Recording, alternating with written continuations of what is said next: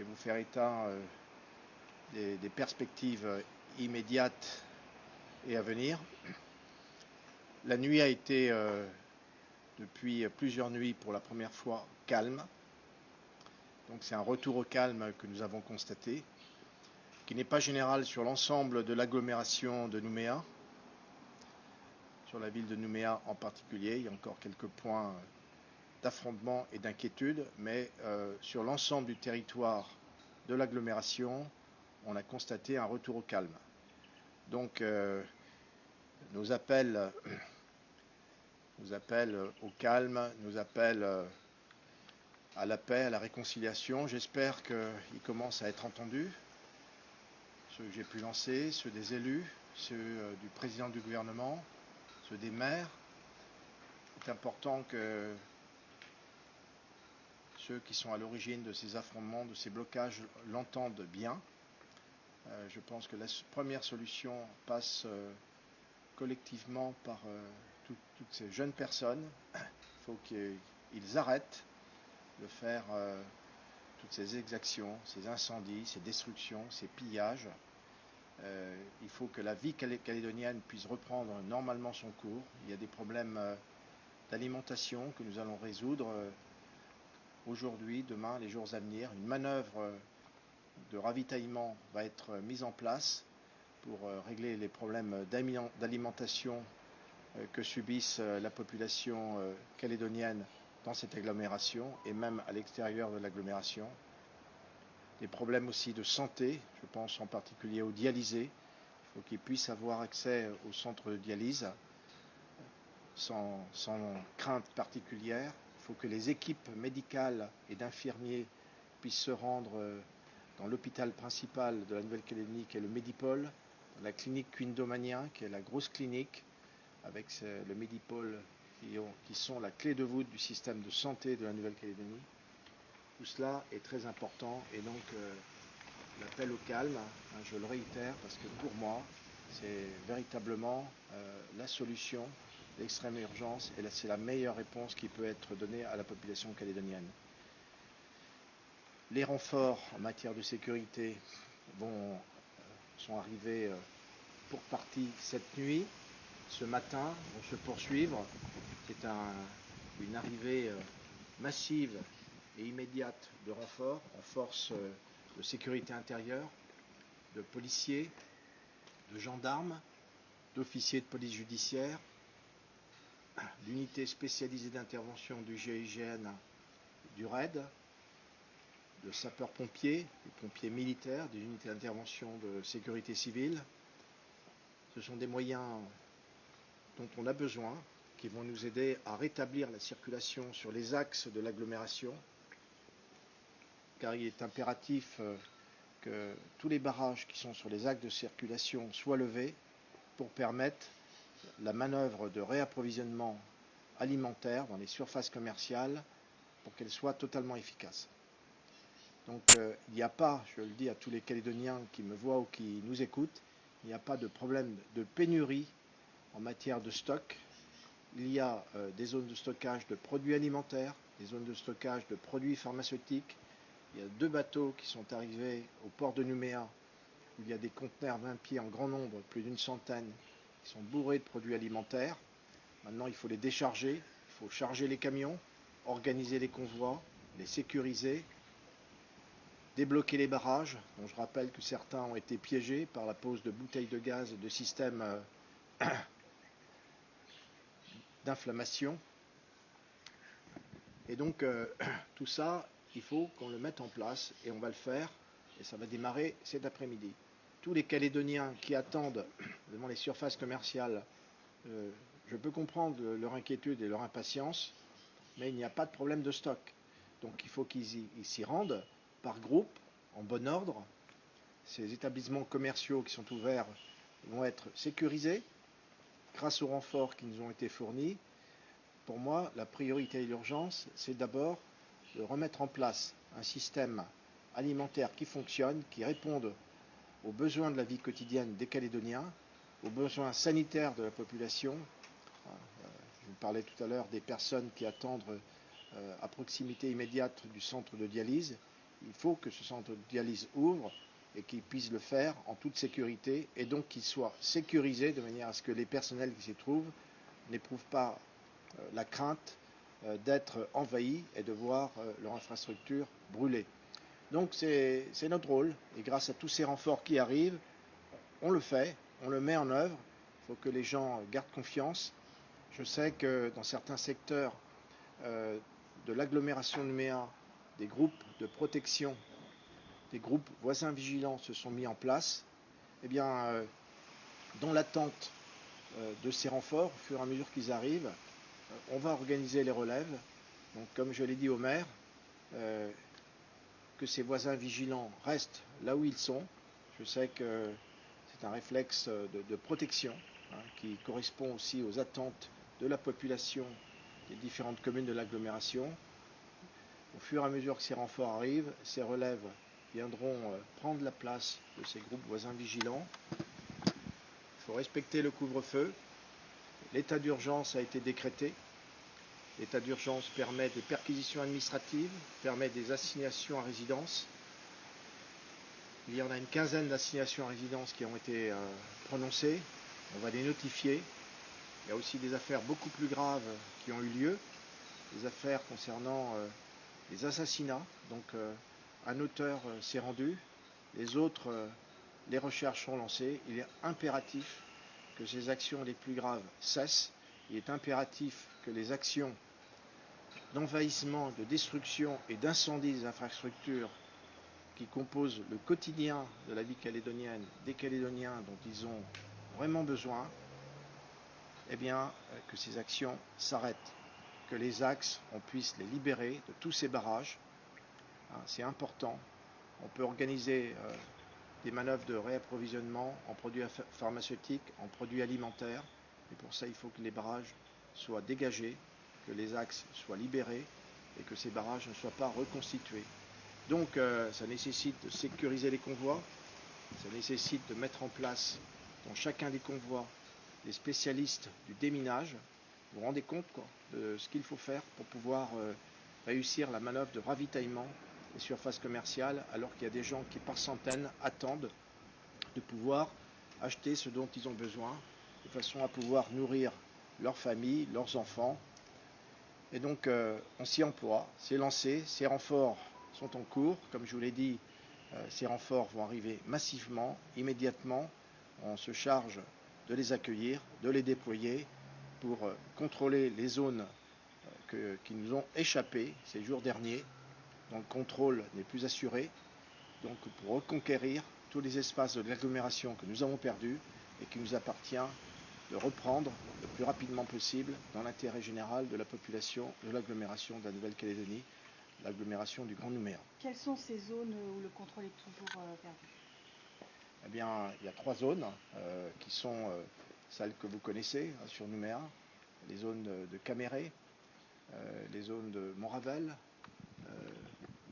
les zones, une partie de la vallée du Tyr, qui sont des zones où il y a plusieurs centaines d'émeutiers qui n'attendent qu'une seule chose, c'est le contact avec les forces de l'ordre pour maintenir leur position et j'allais dire leurs exactions. Dans le Grand Nouméa, Auteuil est semble-t-il inaccessible? Auteuil est une zone qui est difficile, à l'identique des 3 précédentes. Il y a des communes sur lesquelles la situation est complexe. Je vais vous donner par exemple, j'ai réuni les maires de l'agglomération ce matin. La commune de Païta n'a plus de centres commerciaux, n'a plus de surface commerciale. Donc la population de la commune de Païta, qui est de plusieurs dizaines de milliers d'habitants, eh bien, ils sont contraints de se déplacer vers d'autres communes, là où il y a des surfaces commerciales qui fonctionnent encore, qu'il appartient de réouvrir et de sécuriser. Le ministre de l'Intérieur, hier soir, a parlé de la CCAT comme une organisation mafieuse. Vous avez vous-même employé le terme de voyou hier, et vous parlez aujourd'hui des assignations à résidence qui vont être notifiées. Alors comment ça se traduit concrètement? Est-ce que ces gens sont recherchés, localisés? Comment ça se passe? Effectivement, ces gens sont recherchés, ils vont devoir être localisés pour se faire notifier ces assignations à résidence signées personnellement par le ministre de l'Intérieur et des Outre-mer. Mais comme je vous l'ai dit, Je pense que même ceux qui ont commis des exactions doivent entendre ce message. Moi, ce que je demande, c'est la paix ici en Nouvelle-Calédonie. Le retour au calme. Ils doivent penser à la population calédonienne, parce que ceux qui ont commis ces actes, eh bien, leurs familles en sont victimes. On ne peut pas porter atteinte aux structures d'alimentation d'eau potable, aux structures du réseau électrique, aux dépôts de gaz, enfin tout ce qui permet à une collectivité aussi importante que celle de l'agglomération de Nouméa de vivre au quotidien. Donc cet appel au calme, ils doivent l'entendre. La nuit qui vient de s'écouler a été une nuit calme. Eh bien, ce que je leur demande, c'est que les journées et les nuits qui suivent, qui nous attendent, nous permettent de conserver ce calme, parce qu'il va falloir faire un énorme travail pour rétablir le fonctionnement de la société du Grand Nouméa, qui a été durement impactée par tout ce qui a été pillé et détruit. On sait qu'à Nouméa, les policiers sont particulièrement en première ligne. 3 policiers de la BAC ont été sérieusement blessés après un cambriolage dans une armurerie à Ducos. Ces forces de l'ordre, est-ce qu'elles peuvent tenir longtemps comme ça, ou est-ce qu'il va falloir là aussi penser à une relève? Ce que vous indiquez, c'est une tentative de cambriolage d'armes dans une armurerie qui est... les assaillants ont pris la fuite à l'arrivée de la police et ils ont tiré sur les policiers, ils en ont blessé 3 par balle. Bon, c'est évident que ce type d'action, je la condamne et je les condamne de manière la plus ferme qui soit. Ce sont les policiers qui sont sur le pont, ce sont les gendarmes qui sont sur le pont. Ce sont des hommes comme les autres, ils fatiguent, d'où ils doivent être relevés, d'où l'importance, j'allais dire, cruciale de l'arrivée de ces renforts qui doivent être, comme l'a indiqué le chef de l'État, comme l'a dit le ministre de l'Intérieur des Outre-mer, qui doivent être immédiats et massifs. Et donc, comme je vous l'ai indiqué, hier soir et ce matin, les premiers policiers et gendarmes sont arrivés. Ils vont soulager très largement ceux qui sont mis à l'épreuve, mis à contribution depuis le début de la semaine. Depuis 4 jours et 3 nuits. Monsieur le commissaire, vous confirmez que vous allez débuter les opérations de déblaiement des barrages dès cet après-midi?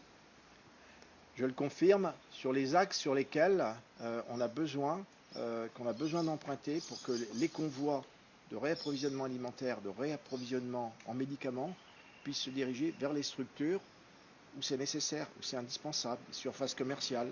Donc on procède méthodiquement, par ordre, et on le fait en tenant compte des priorités, je vous les ai données, la santé, l'alimentation. On ne va pas ouvrir toutes les surfaces commerciales tout de suite. Là où il y a 600 personnes qui attendent, bien évidemment, c'est mis en œuvre, c'est ce que nous sommes en train de faire. Nous allons continuer vers les autres surfaces commerciales dont les directeurs nous disent qu'ils sont prêts à rappeler leurs équipes, à ouvrir ces centres commerciaux pour accueillir la clientèle du Grand Nouméa. L'accès au Midi-Pôle va-t-il être possible? L'accès au Midi-Pôle, s'il vous plaît, quand même, à la santé, l'accès à la santé. Est-ce qu'on va pouvoir accéder au Midi-Pôle prochainement? Et la clinique de Aller aux structures hospitalières. Alors, je vous ai parlé du Medi-Pôle et de la clinique Indomania. Ce sont 2 infrastructures de santé qui sont majeures ici en Nouvelle-Calédonie. Alors, les personnels, les professionnels, les équipes médicales, d'infirmiers s'y rendent, mais pas autant qu'il faudrait qu'elles puissent le faire. Elles sont largement sous-dimensionnées pour les problèmes que j'ai évoqués, des problèmes d'axes routiers qui sont bloqués par des barrages. Donc, la priorité, c'est d'abord de débloquer tous les itinéraires de manière à ce que les professionnels de ces hôpitaux, de cette clinique, puissent s'y déplacer, s'y rendre, prendre leur travail, quitter leur domicile, se rendre à la clinique Indomania ou au Medi-Pôle, et puis aussi pour que ceux qui ont besoin de soins, je pense aux urgences en particulier, puissent bénéficier des soins comme tous les Calédoniens doivent pouvoir le faire. Aujourd'hui, madame, c'est une des priorités que nous sommes en train de traiter avec l'arrivée des renforts d'hier soir, de ce matin. Mais comme on ne peut pas être partout, moi je suis amené à faire des choix. Et je les fais avec mes équipes, pas seul. Ce sont des domaines de compétences qui relèvent aussi du gouvernement de la Nouvelle-Calédonie. Donc je les fais d'un commun accord. La santé, c'est une compétence de la Nouvelle-Calédonie. La sécurité civile, c'est une compétence de la Nouvelle-Calédonie. L'alimentation, je n'ai pas la compétence alimentation. Enfin, ce n'est pas une compétence en soi. Mais ce que je veux vous dire, c'est que c'est un travail qui se fait conjointement avec les services de la Nouvelle-Calédonie, avec les services aussi des communes, de la province. C'est un travail d'ensemble, donc je vois tous les jours les maires, la présidente de la province, le gouvernement de la Nouvelle-Calédonie, avec lesquels j'ai passé la matinée pour organiser tout cela, et en liaison étroite avec la cellule de crise qui a été activée depuis le début de la semaine et qui fonctionne 7 jours sur 7 depuis le déclenchement de cette crise. Pardon, on parle le Grand Nouméa, qu'en est-il pour les loyautés qui ont aussi besoin de réapprovisionnement? Est-ce qu'il va y avoir un pont? Pour les loyautés, le réapprovisionnement dont vous parlez, ça nécessite un pont aérien et un pont maritime. Bon, ça suppose là aussi que les opérations de chargement dans les avions et dans les bateaux puissent se faire. Les sociétés d'accollage au port, et je les en remercie vraiment vivement, travaillent. Donc il faut, et puis aussi les personnels des aéroports travaillent. Les deux aéroports de la Tontouta et de Magenta, mais aussi le port de Nouméa, leur sécurité est prise en charge par les forces armées, que je remercie vivement. S'ils n'étaient pas là, ces 3 points majeurs pour la Nouvelle-Calédonie ne fonctionneraient pas. Donc évidemment, ça suppose, madame, que pour les îles de Lifou, Marais, Ouvéa, qui sont très dépendantes du fait de leur situation de double insularité, que ces approvisionnements puissent se réaliser, mais pour ces 3 îles, ça passe par la voie maritime ou la voie aérienne. Donc, pareil pour les évidemment, on s'en occupe, on ne les oublie pas. Les rapatriements aussi? Les rapatriements. Oui, des personnes qui sont sur les îles Loyauté, par exemple, qui souhaitent rentrer chez eux sur la Grande Terre. Alors, il y a celles qui peuvent rester, il y a celles qui peuvent rester, il y a celles qui ne peuvent pas. Donc là aussi, il y a des choix à faire. Moi, je fonctionne en fonction de certain nombre de priorités. On va mettre en place un rétablissement progressif de l'activité aérienne dès lors qu'on sera en mesure de le faire dans de bonnes conditions. Voilà. Et donc, on le traite depuis la cellule de crise en liaison avec le gouvernement de la Nouvelle-Calédonie, puisque c'est le gouvernement qui a la compétence du transport aérien et du transport maritime. Vous avez évoqué tout à l'heure donc l'auteur des coups de feu mortels à Ducos-Serrambio. Est-ce qu'on en connaît plus sur les circonstances de ces deux morts, et surtout, est-ce que l'enquête progresse aussi concernant l'auteur, la personne qui a tué donc un gendarme, et qu'allez-vous faire, c'est une question 3 en 1, et qu'allez-vous faire de toutes les personnes qui ont été interpellées, des émeutiers que vous avez interpellés? Alors, toutes vos questions, madame, relèvent de la compétence de l'autorité judiciaire. Ce n'est pas moi qui vais vous rappeler. Nous sommes dans un pays où il y a une séparation des pouvoirs. Donc, question à poser à l'autorité judiciaire. Merci beaucoup. Monsieur Delassus, attendez. C'est coupé là? On fait ça ou pas?